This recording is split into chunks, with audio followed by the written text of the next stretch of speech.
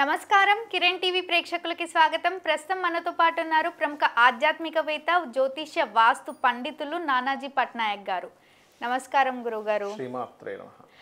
గురుగారు, ఆర్థిక సమస్యలతో బాధపడుతున్నాము. ఇంకా ఎన్ని రెమెడీలు చేసినా, ఎన్ని పూజలు చేసినా ఈ ఆర్థిక సమస్యలు తగ్గట్లేవు. లక్ష్మీ కటాక్షం మా ఇంటికి రావట్లేదు.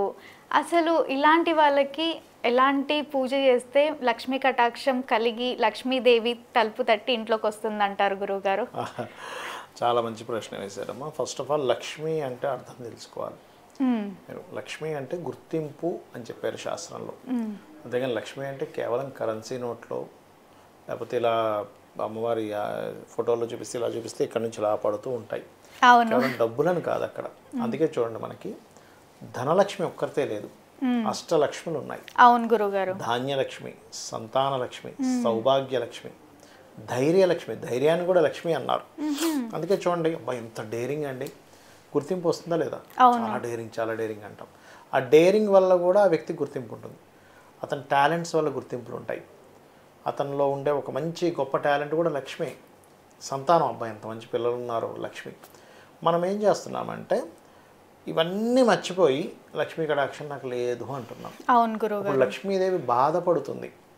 అయ్యో ఏమిటి, సంతానాన్ని ఇచ్చేది ఇది కూడా లక్ష్మే కదా, ధైర్యాన్ని ఇచ్చాను ఇది లక్ష్మే కదా, ధాన్యాన్ని తినడానికి ఇస్తున్నా అది ధాన్యలక్ష్మి. రోజు నువ్వు ఫుడ్ తింటున్నావు అంటే నీకు లక్ష్మీ కటాక్షం ఉన్నట్టే.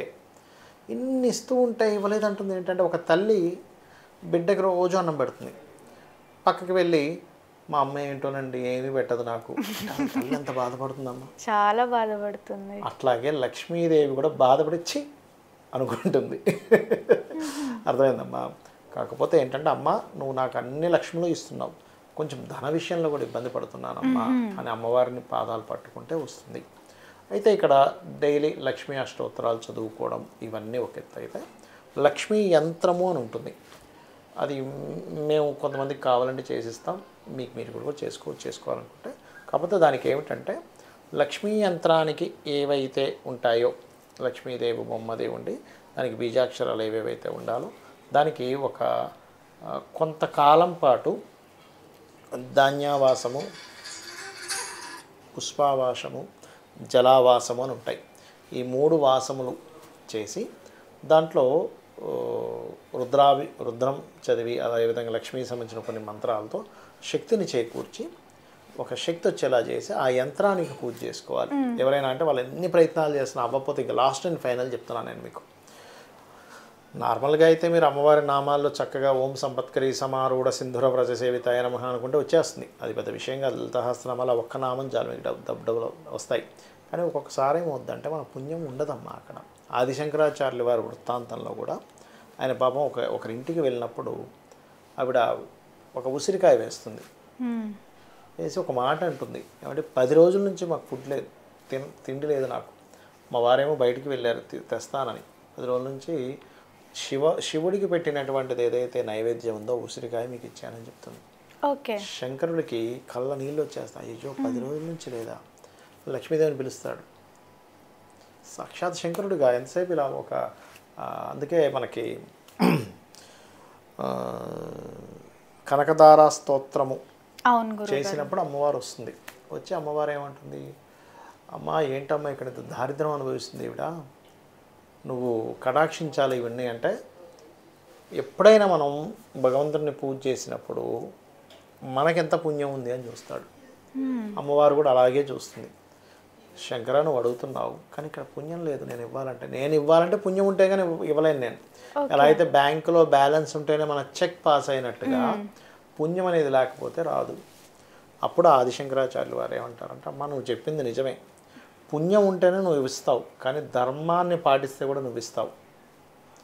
ఏ ధర్మం పాటించింది ఆవిడ అంటే, వచ్చినటువంటి భిక్షాటన చేసుకోవడానికి వచ్చిన వ్యక్తికి ఆవిడ తినకపోయినా ఉసిరికాయ ఇచ్చింది. ఆ ధర్మాన్ని పాటించినందుకు నువ్వు ఇవ్వు అన్నప్పుడు ఆ యొక్క బంగారు ఉసిరికాయలు పడతాయి. ఇప్పటికీ ఆ ప్లేస్ ఇప్పటికీ ఉంది, ఆ ప్రదేశం, ఆ ఇల్లు అంతా ఇప్పటికీ ఉంది, బంగారు ఉసిరికాయలు పడినటువంటి ప్రదేశం. అంటే ఏమిటి, ఒకటి పుణ్యం ఉండాలి లేదా ధర్మాన్ని పాటించాలి. ధర్మం పాటించిన లక్ష్మి అనుగ్రహం ఉంటుంది. ధర్మం పాటించడం అంటే ఏమిటి అంటే, మనం చేసే పని పర్ఫెక్ట్గా చేయడం, రిజల్ట్ గురించి పట్టించుకోవద్దు. మనం పని చేసుకుంటున్నాం, పొద్దున్నే లేచామా మన పని మనం చేసుకుంటున్నామా వెళ్ళిపోతున్నాం. సిస్టమేటిక్గా మీరు చేసుకుంటూ వెళ్ళిపోతున్నాం అనుకోండి, అరే సిస్టమేటిక్గా ఉంటారు అన్నది ఒక ధర్మం, అంతే కదా. అంతే అలాగా మన ధర్మం మనం పాటించుకుంటూ వెళ్తూ ఉంటే ధర్మో రక్షతి రక్షిత అంటారు. అందుకే అవును, ఆటోమేటిక్గా లక్ష్మీ అనుగ్రహం కలుగుతుంది.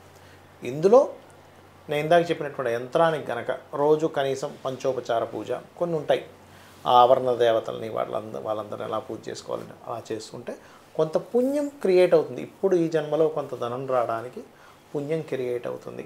ఆ రకంగా లక్ష్మీ అనుగ్రహం కూడా కలుగుతుంది. అయితే ఇందులో లలితా సహస్రనామాల్లో కొన్ని నామాలు ఉన్నాయి. ఓం ధర్మాధ్యక్ష ధనాధ్యక్ష ధనధాన్య వివర్ధిని నమః అండ్ ఓం సంపత్కరీ సమారూఢ సింధుర వ్రజసేవితాయే నమః. వీటితో పాటు మనం వాస్తుపరంగా కూడా ఉత్తరం గోడకి వైట్ కలర్ ఉండేలా చూసుకోండి ఇంట్లో. ఎందుకంటే ఉత్తరే నిధి సంస్థితం అని చెప్పారు శాస్త్రంలో. ఉత్తరానికి కుబేరుడు కారకుడు, కుబేరుడు ధనానికి కారకుడు, బుధుడు అధిపతి ఉత్తరానికి. ఎప్పుడైతే బుధగ్రహం పాడైనా క్యాలిక్యులేషన్ సరిగ్గా లేక అప్పులు పాలవుతారు జనాలు. అందుకని ఉత్తరం వైపు రెడ్ కలర్స్ కానీ ఎల్లో కలర్స్ కానీ లేకుండా చూసుకోండి. ఇది ఇల్లు అనుకోండి అమ్మ, ఇది ఉత్తరం అనుకోండి, ఈ వాళ్ళకి కంప్లీట్ వైట్ ఉండాలి. అక్కడ ఒక చిన్న బాక్స్ పెట్టి అందులో కొంత మనీ పెట్టండి, ఎందుకంటే కుబేర స్థానం కదా, అందుకని కొంత ఫైనాన్షియల్ గ్రోత్ ఉంటుంది. అదేవిధంగా ఇటు డార్క్ కలర్స్ లేకుండా చూసుకోండి, కంప్లీట్ వైట్, పేపర్ వైట్ ఎలా ఉంటుందో అట్లా అలాంటి వైట్. కొంతమంది తెలియక క్రీమ్ కలర్ని వైట్ అనుకుంటారు. మా ఇంట్లో వైట్ కలర్ ఉందండి, వైట్ కలర్ ఉందండి అంటే తీరా చూస్తే అక్కడ క్రీమ్ ఉంటుంది. అది ఎర్తీ ఎలిమెంట్ కలర్. క్రీమ్ అంటే క్రీము, ఎల్లోయిష్ కలర్స్ అన్నీ ఎర్తీ ఎలిమెంట్స్. రెడ్, పింక్ ఇవన్నీ ఫైరీ ఎలిమెంట్స్. ఇదేమో జలతత్వం. ఇక్కడ ఎర్తీ ఎలిమెంట్ కానీ ఫైరీ ఎలిమెంట్ కానీ పనికి రాదు ఆ కలర్ ఇక్కడ ఉత్తరంలో. అందుకని వైట్ ఉండేలా చూసుకోండి. నాకు చాలామంది ఫోన్లు చేసేవంటే మేము వైట్ కలర్ వేసాక చాలా తేడా వచ్చిందని చెప్పారు, వాళ్ళకి ఫైనాన్షియల్ గ్రోత్ వచ్చిందని చెప్పారు. నిజంగా అమ్మవారి అనుగ్రహం అనుకున్నాను. కాబట్టి ఇలా చేయండి, 100% మీకు బాగుంటుంది. ఓకే గురువుగారు, ఇంకా ఆర్థిక సమస్యలు తీరట్లేవు, మాకెవరు సాయం చేసే వాళ్ళు లేరు అన్న వాళ్ళకి ఎంతో చక్కటి రెమెడీ తెలియజేసినందుకు ధన్యవాదాలు గురువుగారు. శ్రీమాత్రే నమః. చూసారు కదా, మీకు వీడియో నచ్చినట్టయితే లైక్ చేయండి, షేర్ చేయండి, మా ఛానల్ని సబ్స్క్రైబ్ చేసుకోండి. గురువుగారితో మాట్లాడాలి అనుకున్న, కాంటాక్ట్ అవ్వాలి అనుకున్న వీడియోలో స్క్రోల్ అవుతున్న నెంబర్ని సంప్రదించండి. గురువుగారు మీతో మాట్లాడతారు. Thank you.